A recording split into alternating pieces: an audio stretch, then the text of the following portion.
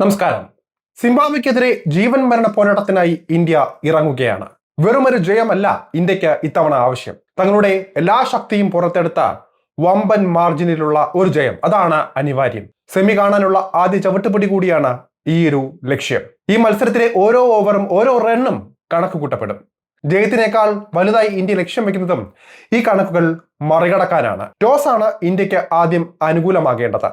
Risk കുറയ്ക്കാൻ batting തിരഞ്ഞെടുത്തേ മതിയാകൂ. പരമാവധി സ്കോർ, അതായത് 200-ൽ കുറഞ്ഞൊരു ടോട്ടലിനെ കുറിച്ച് ചിന്തിക്കാൻ പോലും പറ്റുകയില്ല.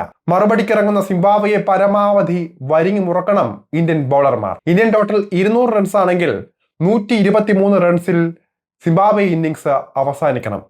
കുറഞ്ഞത് 77 റൺസിന്റെയെങ്കിലും ജയം വേണം ഇന്ത്യക്ക് കാര്യങ്ങൾ അനുകൂലമാകാൻ. ഗ്രൂപ്പ് ഘട്ടത്തിൽ ഓസീസിനെ അടക്കം അട്ടിമറിച്ച സിംബാബ്വെയെ ചെറുതായി കാണാൻ സാധിക്കില്ല. ഇനി ടോസ് നഷ്ടപ്പെട്ട് ആദ്യം ബാറ്റിംഗ് ലഭിച്ചില്ല എങ്കിൽ ഇന്ത്യക്ക് കാര്യങ്ങൾ കൂടുതൽ സങ്കീർണമാകും. ആദ്യ ബാറ്റിംഗ് സിംബാബ്വെ ചെയ്യുകയാണെങ്കിൽ 100 റൺസിന് മുകളിൽ അവർ നേടുന്ന ഓരോ റണ്ണും ഇന്ത്യക്ക് പ്രതികൂലമായി ഭവിക്കും.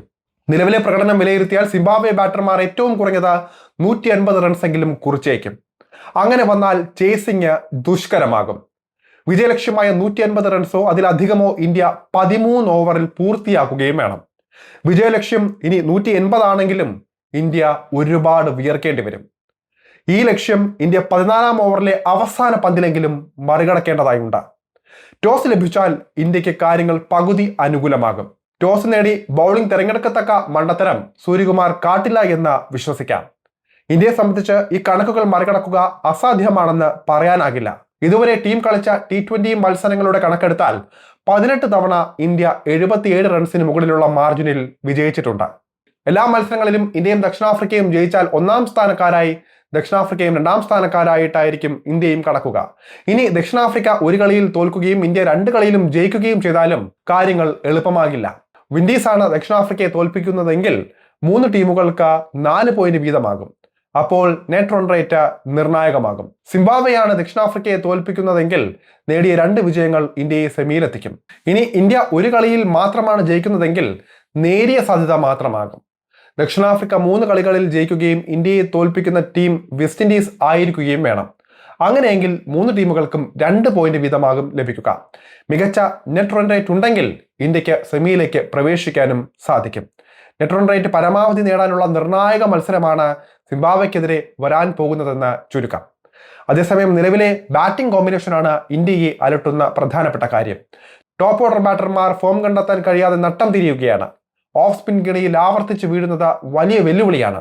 തരക്കേടില്ലാത്ത ബൗളിംഗ് നിരയാണ് സിംബാബ്വെക്ക് പക്കലിലുള്ളത്. ഈ ലോകകപ്പിൽ വിക്കറ്റ് വേട്ടയിൽ രണ്ടാമതുള്ള ബ്ലെസിംഗ് മുസറബാനിയും സംഘവും ഇന്ത്യൻ ബാറ്റർമാർക്ക് തലവേദന സൃഷ്ടിക്കും എന്നുറപ്പ്. അതുകൊണ്ട് തന്നെ കിരീട ഫേവറിറ്റുകളായ ഇന്ത്യക്ക് മുന്നിലുള്ളത് വലിയ വെല്ലുവിളിയാണ്. ഈ പ്രതിസന്ധികൾ മറികടന്ന് ജയിച്ചാൽ തൽക്കാലത്തേക്ക് അപകടം തരണം ചെയ്യാൻ സാധിക്കും ഇന്ത്യക്ക്. റിങ്കു സിംഗ് മടങ്ങിയതോടെ സഞ്ജു സാംസൺ അവസരം ഉറപ്പിച്ചിട്ടുണ്ട്. സഞ്ജുവാകും വഴിത്തിരിവുണ്ടാക്കാൻ സാധ്യതയുള്ള ഏറ്റവും പ്രധാനപ്പെട്ട താരവും. സിംബാബ്വെ ടീമിനെ നേരിട്ടിട്ടുള്ള പരിചയവും സഞ്ജുവിന് നേട്ടമാകുന്ന ഒരു കാര്യമാണ്. 3 മത്സരമാണ് സഞ്ജു സിംബാബ്വെക്കെതിരെ ആകെ കളിച്ചിട്ടുള്ളത്.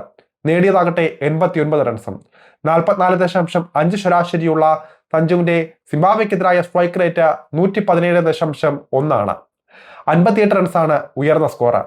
ഏറ്റവും മികച്ച പ്രകടനം കാഴ്ചവെക്കാൻ സഞ്ജുവിന് സാധിക്കേണ്ടത് അത്യാവശ്യമാണ് ഈ മത്സരത്തിൽ.